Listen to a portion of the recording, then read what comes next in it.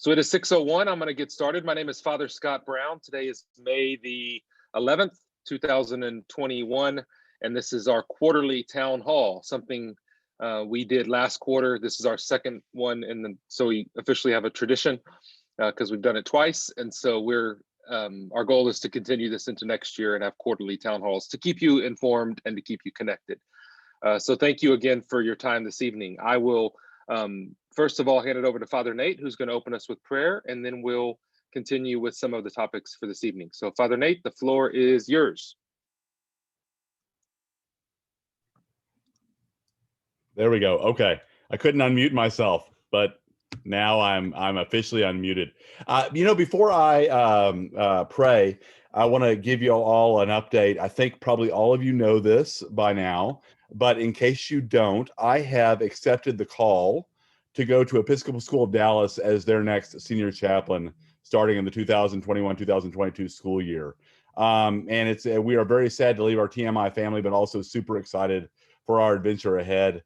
At ESD, I get to lead an incredible team with robust programs and abundant resources to fund them. I look forward to learning a great deal from ESD's strong Episcopal identity, their academic programs, their community service, their diversity and inclusion initiatives. This will also allow us to be near aging family and extended family in Dallas.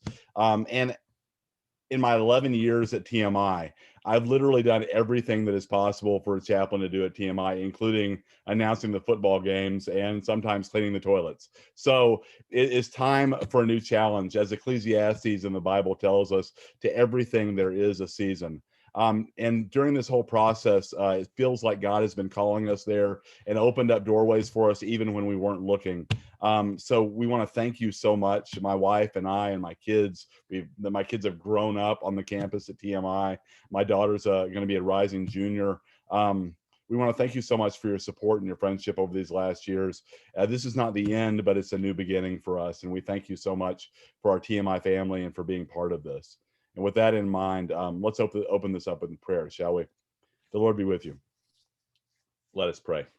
Lord God, thank you so much for the TMI family, for this community, for all the lives that are touched here, for all the children that are raised up to develop their full potential as servants and as leaders. We pray you right now that you would give a blessing upon us as we end this year. Help our students who may be going through the doldrums, who may not be fully motivated, help them to find the motivation to go through the end of the year. Help our weary faculty to be energized and accelerate toward the end of the year and help these students finish strong.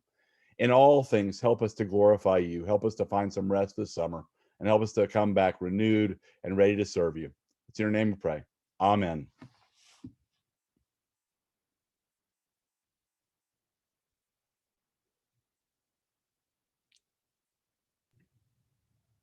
All right, Stephanie had me muted, so thank you, Father Nate. I appreciate it. She was trying to mute the host before I even got started. So let's jump on in. Again, thank you for giving us some time this evening. We are recording this for families that couldn't make it live. You were invited to submit some questions in advance, and I will do my best to address all of them. I want to start talking about this year, and then we'll focus on next year. And what Stephanie and I have done is taken all of your questions and lumped them into some categories so that we're talking about the themes that are important to you. I want to start off by giving you an update on how our community is continuing to handle the loss of Jackson Moore, a 7th grader, 13 years old, who passed away a few weeks ago. For those of you who are new to our community or haven't followed us in our support of the Moore family, Jackson passed away unexpectedly, still cause unknown. Was found unresponsive in his bed by his folks and was simply without oxygen for too long to his brain, and continued his giving way with the gift of organ donation a few weeks ago. We will celebrate Jackson's life. The family has announced that the service for Jackson will be on May 26th. It will be at Nelson Wolff Baseball Stadium. That's fitting because Jackson is a big baseball player and would be thrilled that we're going to a baseball stadium for his service.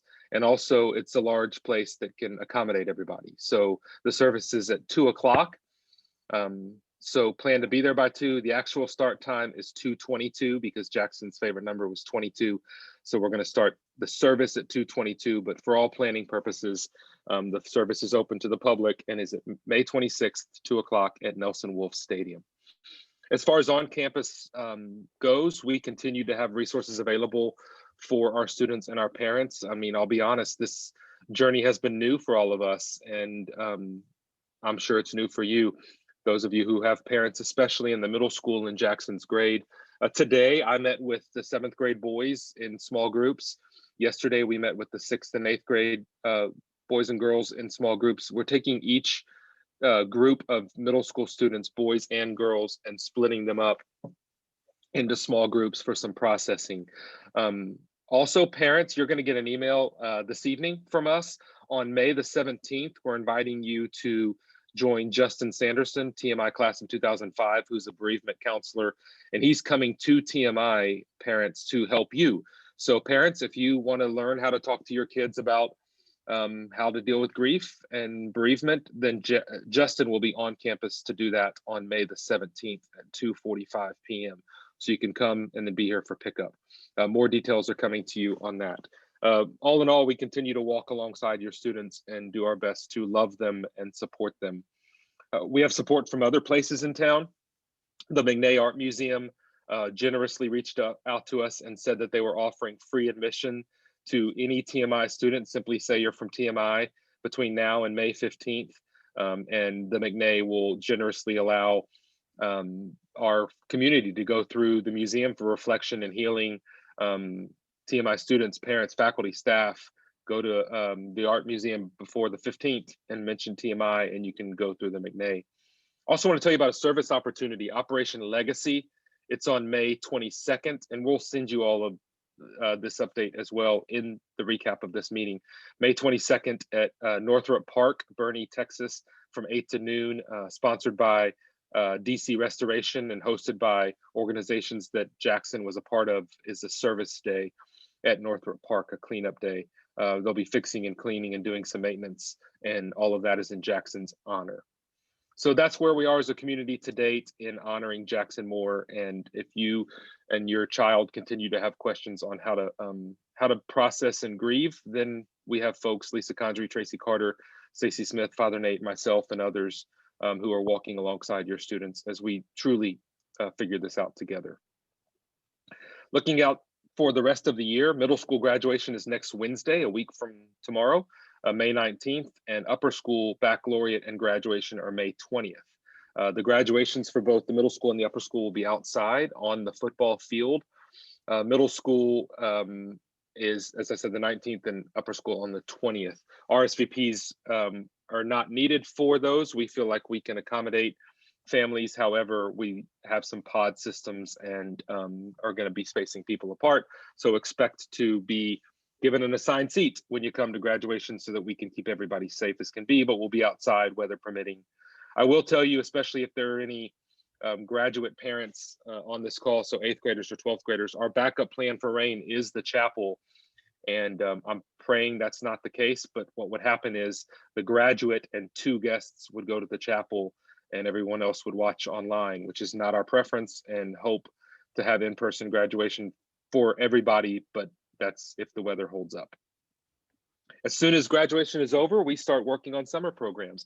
And I hope you've had a chance to go to our website and check out some of our programs. We have kindergarten through 12th grade summer opportunities starting on June 7th, activity camps, sports camps, academic opportunities.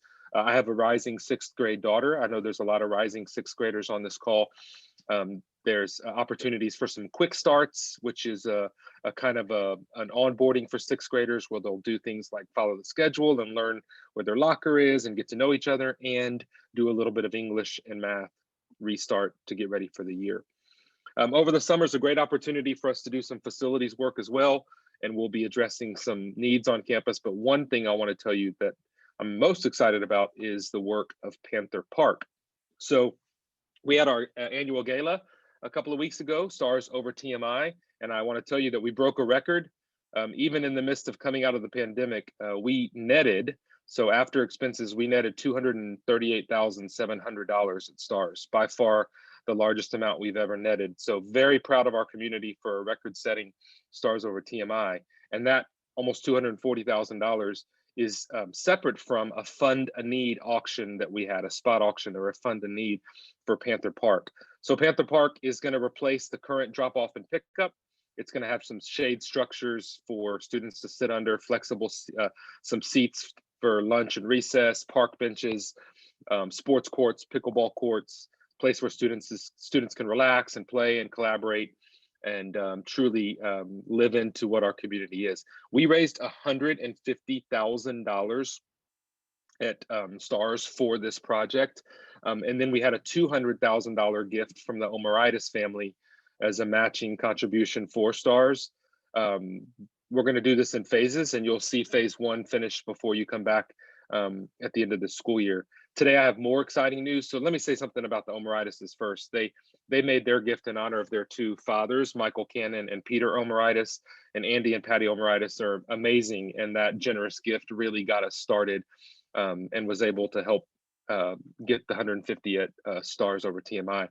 Tonight, I want to tell you that the CEC, the Community Engagement Council, has made another matching gift towards Panther Park in the amount of $50,000.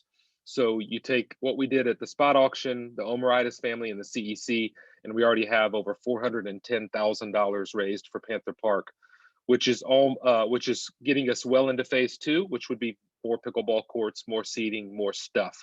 The cost of Panther Park total will probably be around $600,000. So we've got a little bit of ways to go, but you'll see phase one happening this summer for the immediate impact on our community when you get back to school. If you want to learn more about Panther Park and have not yet had a chance to do so, reach out to the school, and you can find it on our website even, and we would love to have you. Panther Park is exciting. All right, I'm going to hand it over to Dr. Jasmine Harris for a minute. Dr. Harris is our new Associate Head of School. She was on campus last week, will be returning to campus next week, and then full-time starting over the summer. Our Associate Head is responsible for all things teaching and learning, I say. So Dr. Harris, the floor is yours. Thank you, Father Scott. Good evening, everyone. I come to you from sunny Miami, where it has rained on and off about 6 times today. So we are definitely in the middle of hurricane season. It starts and stops and starts and stops. And as Father Scott said, I was in Texas last week. And when I returned yesterday, a few of my colleagues told me that they heard my twang, that it has returned. So I know that I am coming back home. I am starting my 26th or 27th year of working in schools. I have worked with students at all levels, from toddlers to literally lecturing doctoral candidates. So I enjoy teaching. I enjoy educating students. As Father Scott said, I will be the associate head of school and responsible for all things teaching and learning. My son, Jaden, and my husband, John, will be joining me in San Antonio. Jaden is a rising 10th grader, so he is excited to become a Panther. And my oldest son, Caleb, will stay here in Miami. He's a rising senior at the University of Miami. So we're excited about that. And I will start officially in July. So as Father Scott said, I was there last week. I will be at TMI next week for a few days. And I look forward to meeting all of you. Again, I start officially in July, but I am a native Texan. I have been leading a school here in Coral Gables in the heart of Miami for the last 2 years. And if the pandemic taught me nothing else, it was that it was important to be home. So my family is excited that I will literally be down the road. When I left TMI, I was able to fly home to Dallas and surprise my mom for Mother's Day weekend. So I'm already back at home, and I supposedly already have my twang back. So I'm excited to meet all of you, and please do reach out. And part of getting to know the community means getting to know you and to know your children. So I'm truly looking forward to it. And I thank all of you who have already reached out to be welcoming. So thank you, Father Scott, for that time. You bet, Dr. Harris. Can't wait to have you back on campus on Monday. So I'm going to turn to your submitted questions. And again, we lumped these into categories. While I won't read every one of your questions, please know that if I haven't answered your question directly or didn't get to the heart of what you were really asking, please reach out to me, because the intent of this is open and honest communication, and you're knowing that the school is here to be transparent. So anything you want to know that I don't touch on, please reach out to me via email, or we'll send a link. We'll send a recap of this recording, and Stephanie can get me any questions that remain unanswered. So I'm going to start off with masks, COVID, heading into next year. So questions like, will we require mask wearing next year? What will COVID protocol look like next year? What's the policy changes this summer going back into next year, and vaccination plans for next year? So that's kind of the summary of those COVID questions. I'll start off and tell you that obviously I have no crystal ball around COVID for next year. I watch the news like you, and it looks like the vaccine rollout for 12 years old and up is imminent. Very soon, I believe, in the state of Texas, and I haven't seen the news today, so maybe some of you know more than I do, but age 12 and up will be approved for vaccination. If that is the case, we're going to do our best to offer the vaccine on campus if we can. We've got several folks who have offered to partner with us, similar to the way we were able to vaccinate our faculty and staff faculty and staff long before most other schools were. We would like to be able to offer the same to our students. And if we're able to do that, you'll hear from us. Obviously, that would be a priority for us. I do want you to hear me say loud and clear that we can't and won't require vaccination of students heading into next year. We will encourage it, but we will not require it heading into next year. And again, if it's available and we can make it available to you through the school, we'll do that as well. As far as COVID is concerned, it's still my commitment to keep you as informed as I can over the summer, but our plan is to return to as normal as possible. Well, what does that mean for TMI? First of all, we will have 5-day-a-week in-person instruction without community days. I know that we've talked about community days, the Wednesdays that were off this year. We did that for a number of reasons: to give students a break from Zooming, to help deep clean our campus, to support our teachers who were working really with students in person and online, which is really 2 jobs. But next year we will not offer that. Next year we will be on campus 5 days a week. I've also said very clearly that next year we will not have remote instruction. So we will be an in-person school because that is who we are and that is what we do best. So we have no plans at this point for remote instruction. Now, pre-pandemic, pre-COVID, we always had a path for students to stay home in what we called temporary medical distance learning. So if a student had an illness and simply was going through a treatment and couldn't be in person, a student broke their leg and couldn't travel around our classroom, a student had to travel for a family emergency, we've always had a path that a student who needed to be off campus for an extended period of time for absences could apply for what we call temporary medical distance learning. And we will continue that. Lucy Adams is our Director of Academic Support next year.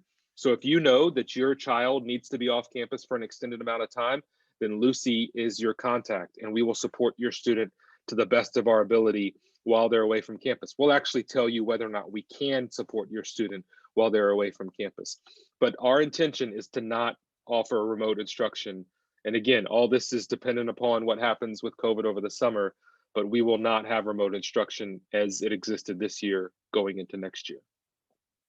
As far as masks are concerned, again, I cannot predict that. We'll follow CDC guidelines and local guidelines. Right now, the CDC is saying that if you're vaccinated and outside, you don't need to wear a mask. We have not changed our policy on campus, even as policies in the city and in the state have changed, because to be honest, we're 9 days away from graduation, 8 days if you're a middle schooler. And it's just simpler to stay with our current procedures and processes and then then communicate our new policies and procedures next year.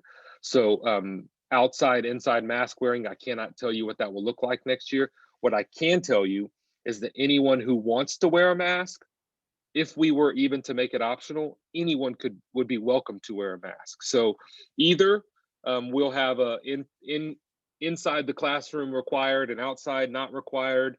If we have a percentage of our community vaccinated, maybe our medical consultants will say, no, it's not necessary to wear masks. But no matter what the school's policy is your child and you would always be invited and welcome to wear a mask if they so choose. All in all, it's too early for me to tell you this is what we're going to do and this is what we're not going to do.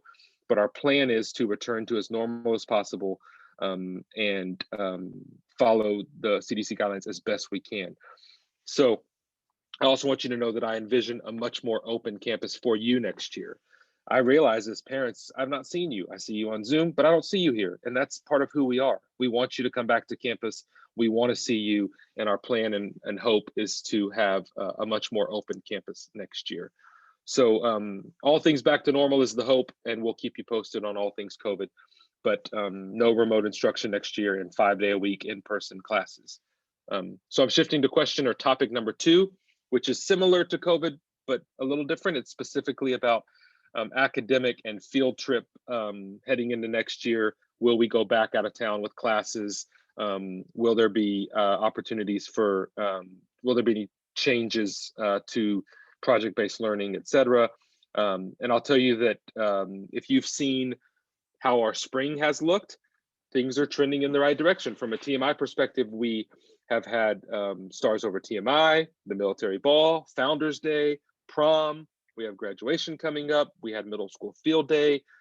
So things at TMI over the last couple of months have trended in the right direction. And I think I don't have any reason to believe that we can't continue doing that next year. So field trips would return next year.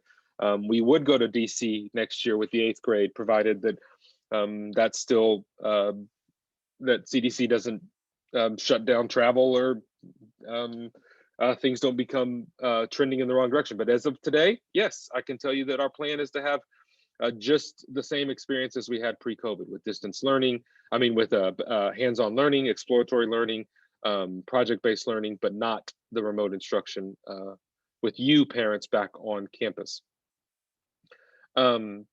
Another question was about PPP funding. Is TMI still participating in the PPP program? And if so, what stipulations or restrictions are the school under? And the answer is no. The loan has been forgiven and there are no more restrictions from those PPP funds. I also want to take a pause here and remind you that you can put any follow-up questions in the chat, and Stephanie will send those to me, and I will stop at the end and address any questions you have that I can in this chat, in this town hall. So use the chat for any follow-up or clarity. I'm going to turn to another topic, which is equity work. I would say that this is probably the topic that most of you asked about. If we put all of the topics that you're wondering about into a pie chart, there are more questions these days about equity work from a variety of voices. So questions about social issue concerns, equity task force, controversial social issues, how does TMI define equity, political pressuring and cultural relevance and equity work. So that's the topic I'm going to talk about next. Some of you have expressed your concern, is TMI trying to become too woke is the term. So here's what I want to say about that to begin with. I believe that the entire world is on simmer. I like the simmer analogy. If you've boiled a pot of water in your house, simmer is like one click away from boil. When you put a pandemic and a snow apocalypse, and in our community, the tragic loss of a 13-year-old boy and an election year, and you put all of the stress that this community has been under this year, we're on a simmer. And I think that's pretty true of the general world today. People are on a simmer. What I hope to do tonight is just to crank down the temperature a little bit, lower the temperature so that the thing that sends us to a boil is not not always as huge a thing as we think it is. So let me be clear. The mission of TMI is to raise great human beings. These human beings that we raise together, you and I raise together, they have to leave their homes at some point, and they have to exist in a world, and the world is messy. So I grew up in Victoria, Texas. I grew up in a school where difficult conversations were discouraged. I was in a Catholic school, and great school, great education, but if you didn't agree with the topic at hand, you were told to shush that voice. I grew up in a house where difficult conversations were discouraged. Everybody got along all the time and nothing controversial or tough or difficult was ever spoke about. And because I had that experience, I, Scott Brown, was not equipped to lead and learn and grow. I didn't know how to have conversations with people I disagreed with. I didn't know how to express my own opinions without being bitter or defensive. And so when I left the nest and went to seminary at 24 years old, I lived in my hometown, not in my parents' house or their basement, but I lived in my hometown through college. And when I went to seminary at 24 years old, my first exposure to the real world was rough because I didn't know how to talk to people that I disagreed with. Just because your students come to TMI doesn't mean we put them in a bubble. Our children, which I have 2 at TMI this year, 1 graduating, I'll have 2 at TMI next year, a rising 6th grader. Your sons and my sons, your daughters and my daughter are having conversations about race and gender and sexuality and religion. They're having those conversations with their peers on social media. I'd rather our children have those conversations here. Now, there are schools, and there are schools geographically really close to us, where everyone thinks and prays and votes and believes the same way. To enroll in such schools very close to us, you have to sign a statement that professes that you believe exactly what they believe about marriage, about the role of the husband, about the role of the wife, about the person of Jesus. That dictating of agree with us or don't go to school with us is not the Episcopal way. That's not TMI.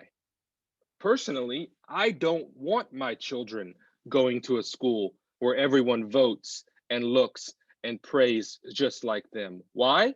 Because that's not the world that my children are going to live in. We are a diverse community. For every email I get on this side of the issue, I get another email on this side of the issue. We are a diverse community. And I often get emails from many of you. And sometimes the preface to the email is, we pay $27,000 and ... Now, I mean this with the utmost respect because I know the financial sacrifice that many of you make to send your sons and daughters to TMI. But there are people who disagree with you, TMI. There are people on this call who do not see things the same way that you see things, who pay the same amount of money that you pay. So leading with, we pay this and we want that, I'd love to put you in conversation with the people who pay the same amount of money and believe very different than you. Because I believe that that diversity is what makes us beautiful. I also believe that people vastly overestimate their personal experiences as indicative of the general truth. So let me ask you this, TMI. Do you believe that TMI's intentions are good? Do you believe that our community truly seeks to raise great human beings? Do you trust the leadership of your school? Now, I obviously hope the answer to that is yes. If it's not, if you don't trust our intentions, if you don't trust our commitment to raising great human beings, then I'm sorry you feel that way. And I'll say that you deserve to be at a school that you believe is doing the right thing, not the easy thing, but the right thing. And I hope that's TMI, because we teach humans. And if you're looking for a place that teaches reading and writing and arithmetic and doesn't talk about race or religion or sexuality, that's not TMI. If you're looking for a place that respects the dignity of every human being, is not afraid to stand in the middle of difficult conversations and listens to both sides, that believes that Jesus loved everyone and so should we, then I believe you're in the right place. TMI is not driving a political agenda or pushing a political agenda or shoving a political agenda down anyone's throat. What TMI is doing is responding to what your children and my children are dealing with and talking about. Some of you may say, well, it's not TMI's place to talk about it. It's the parents' place to talk about issues. And if our commitment is to the whole child, then we're going to talk to our children about the things our children are talking about. We're going to do what we've been doing for 128 years, which is meeting children where they are and then walking alongside them in the conversations they're already having. And then we're going to strive to teach them how to have those conversations with dignity, respect, compassion, and love for those they agree with and those they disagree with. Because if there's one thing we believe at TMI, it's this: if you're gonna love everybody, you have to love everybody. I got an email this week from Dan Heischman. Actually, Dr. Harris shared it with me. Dan Heischman is, Father Dan Heischman is the Executive Director of National Association of Episcopal Schools. And I want to read you something he wrote this week. He says this: Ronald Crutcher, president of the University of Richmond, reminds us that, quote, life has a way of bringing us face to face with the things from which we run. I think that's beautiful. Life has a way of bringing us face to face with the things from which we run. Right now, we are facing some very deep divides, and they're reflective in our schools. So how do we navigate or reconcile these divisions? Some may see our Episcopal identity as widening the gap along the fault lines, but I see it differently. I think our Episcopal identity holds the promise of respectfully addressing, even healing divisions that are currently enduring. In times like this, we rely on our mission above all else. I'll tell you one more story that I think is oh so powerful that I heard this morning as well.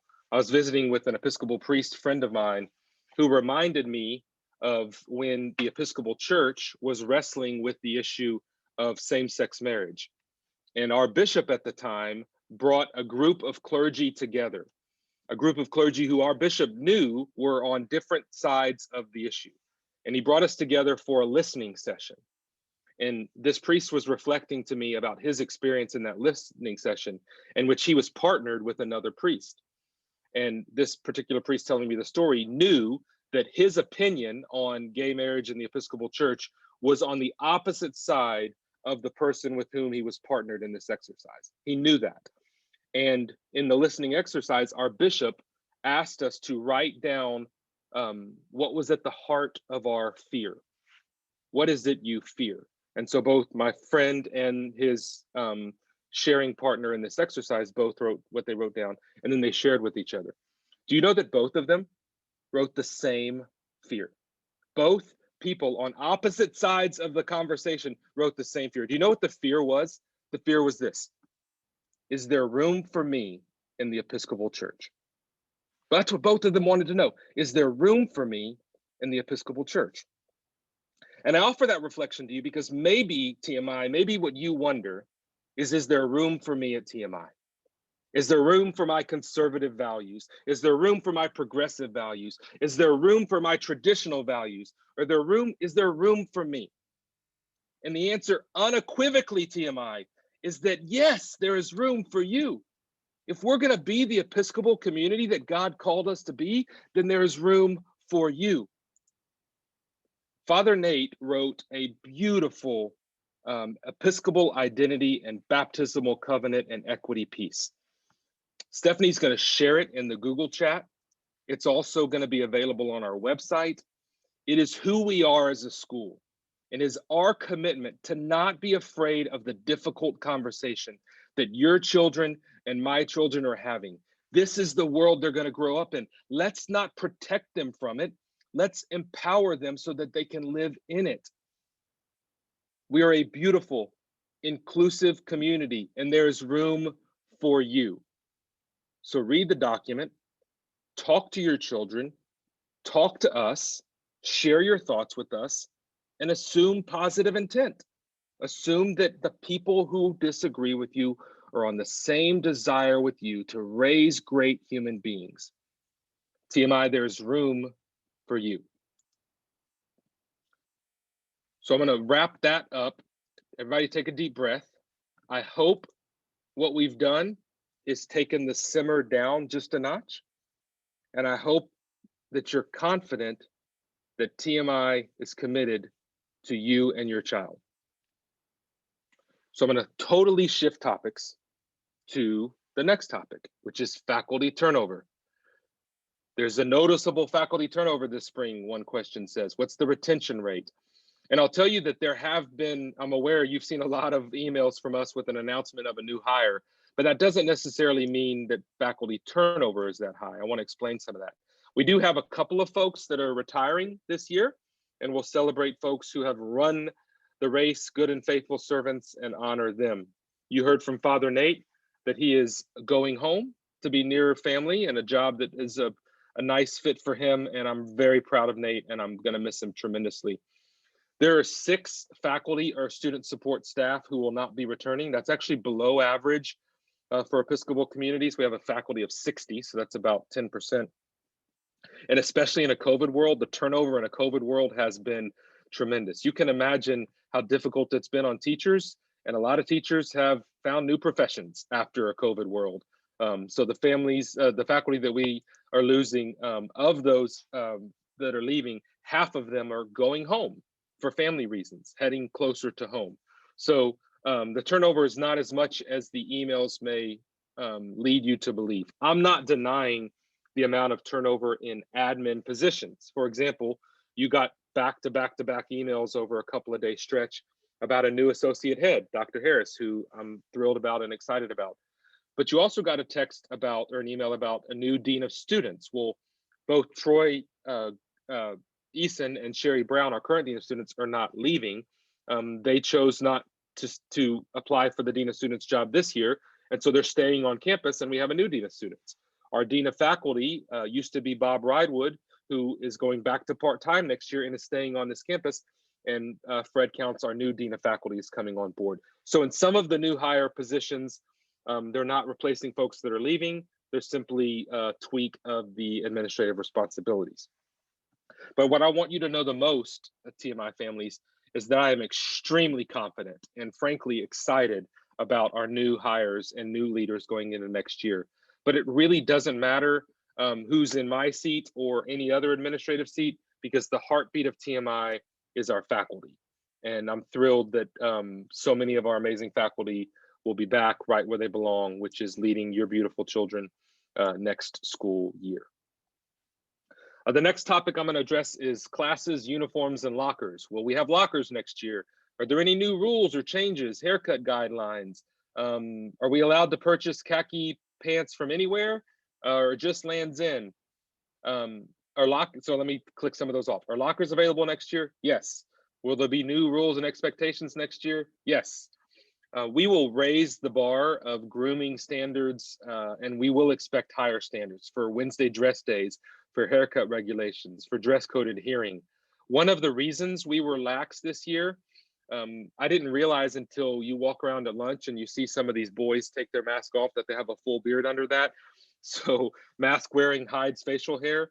But I'll also tell you that when we were before we had loan forgiveness on the PPP funds, we were under Title IX for a short period, and that forced us to raise the bar on some of our, or lower the bar on some of our grooming standards, but that's not the case anymore. So in short, the adherence to the dress code that you were used to a few years ago will be back, and it's going to be a shock. I could really use your help, parents, and you probably could use mine, because we're not the bad guy and you're not the bad guy. I mean, our sons and daughters who have been at TMI this last year and a half have gotten pretty used to some lax dress code, and it's going to stop.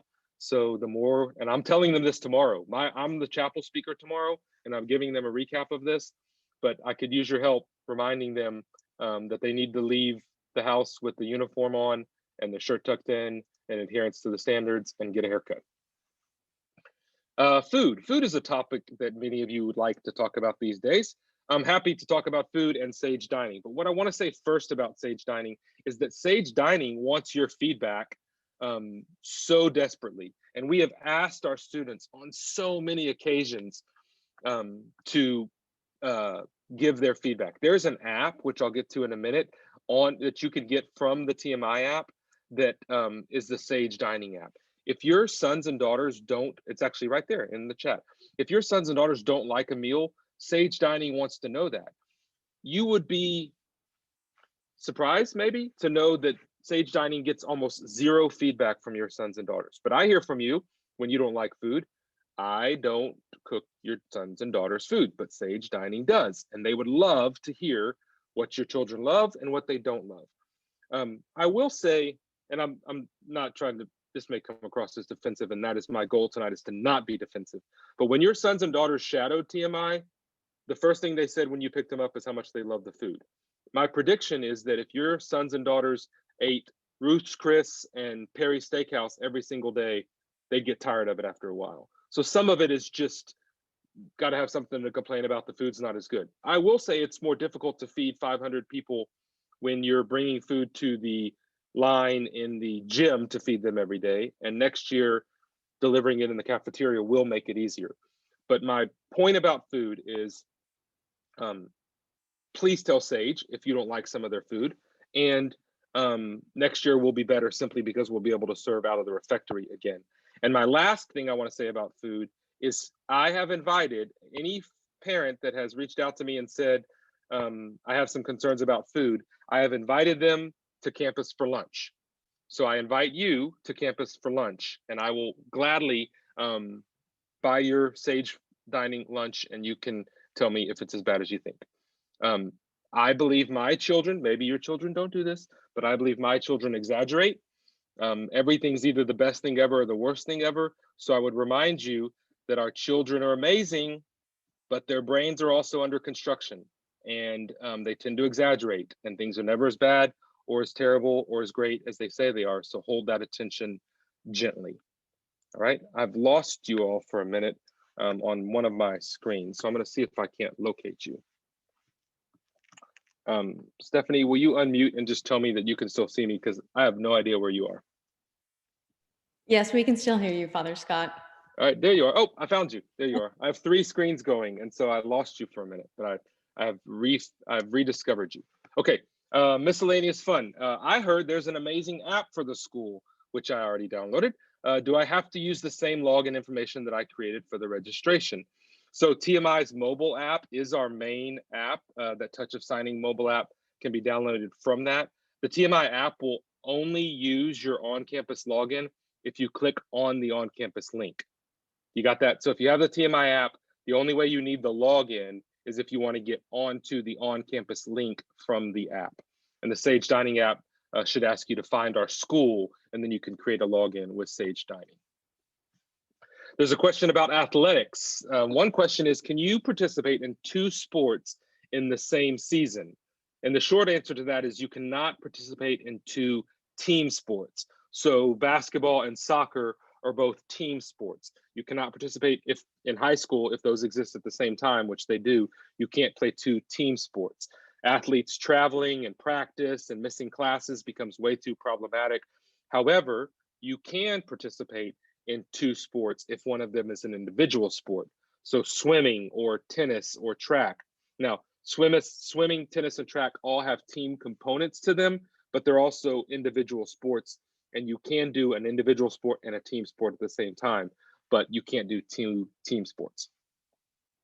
There was a question about, does TMI plan to start adding athletic scholarships?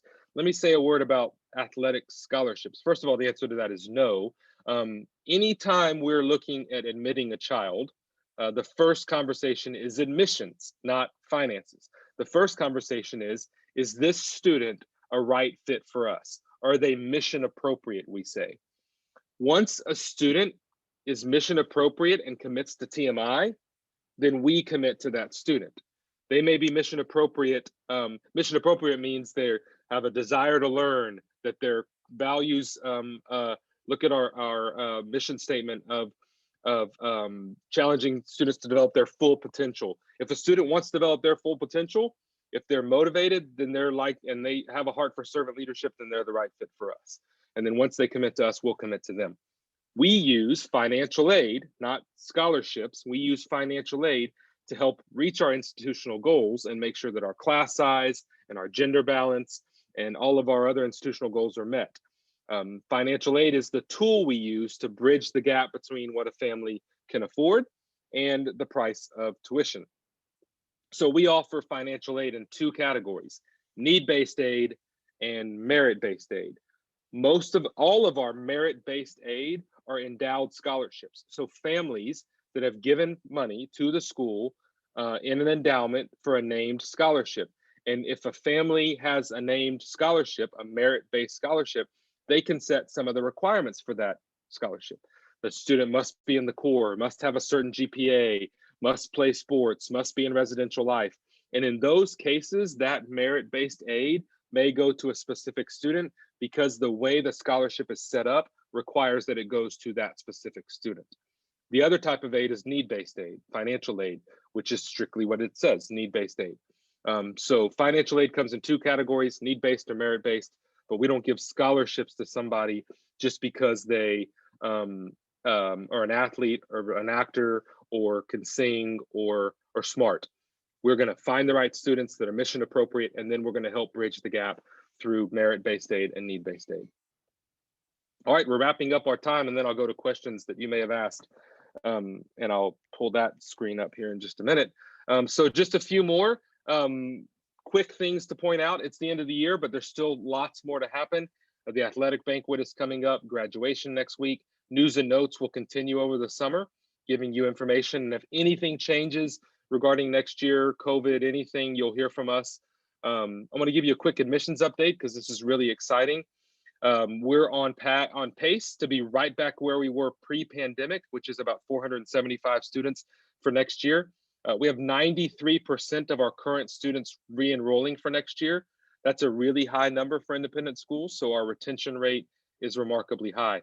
I'm really excited to tell you, A, because my daughter's in this class, but also because it's good news, that we're going to have the largest 6th grade class in school history next year.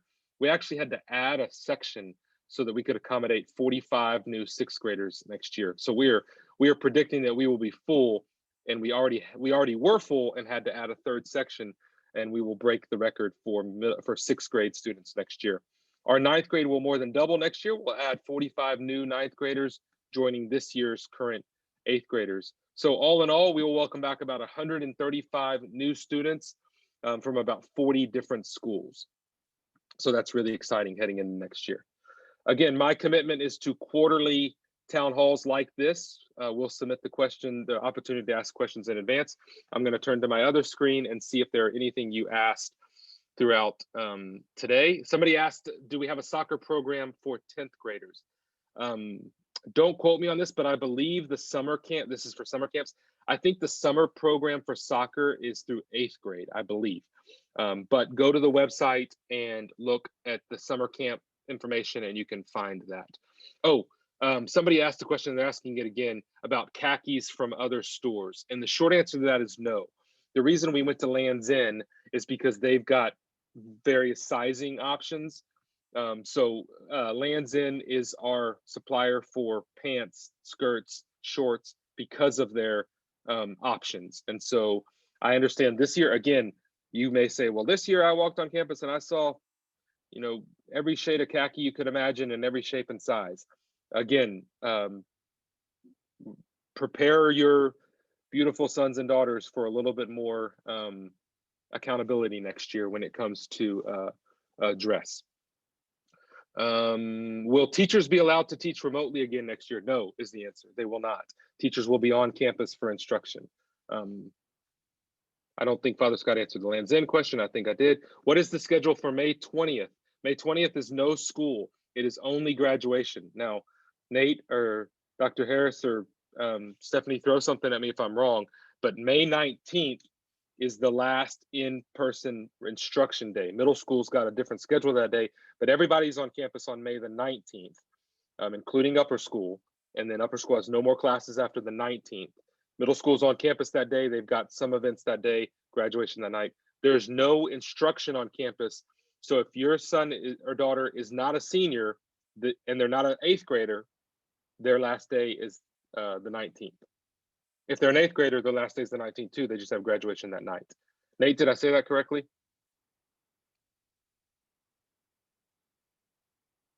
There we go. So my understanding is that on Wednesday the 19th, seniors will not have to be at school. That is my current understanding. That is correct. Okay. We sent out the email today for the tomorrow is, and so everything is recapped in that. So Right. next week, on the 19th, is the middle school end of year celebrations for the 6th, 7th, 8th graders. It's a regular in person for 9 through 11. And then, just as Father Nate said, it's a no school for seniors on the 19th. So it is kind of a confusing day. Okay. Are you doing anything special for teachers? Yes. We are honoring them tomorrow morning. We are having a little breakfast reception for them, and we'll of course thank them for all the work they've done. Mr. Talley, I have your question. I will respond to you offline. The short answer to that is no, Mr. Talley, but I'll reach out to you and follow through on your question. Did I get you more confused on May 20th, or you feel like you know what's going on? I'll tell you what I'll do. I will promise that Stephanie, when she sends this blast out, will put instructions about middle school and upper school schedules for May 19th and May 20th. How's that sound? Stephanie loves it when I make commitments for her.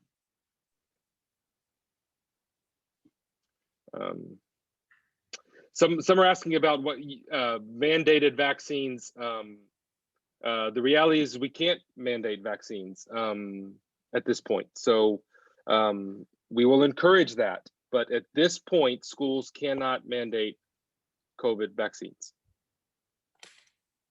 I'm going to stop while I'm ahead because I love you. And it's 7:52. And so I will read your questions and address them, and my commitment remains. If you have a passion that I did not specifically address, then I will be available. Not tonight, I'm going home, but I will be available via email, and hope that you leave here tonight trusting the leadership and knowing that we are committed to raising great human beings. With that, Father Nate, Dr. Harris, Stephanie, thank you for your support and your help tonight. TMI families, thank you for everything. 9 more days till graduation. The summer is around the corner. And to new families, welcome home, and can't wait to see you on campus very soon. Thank you again all, and I'll talk to you soon. Bye-bye.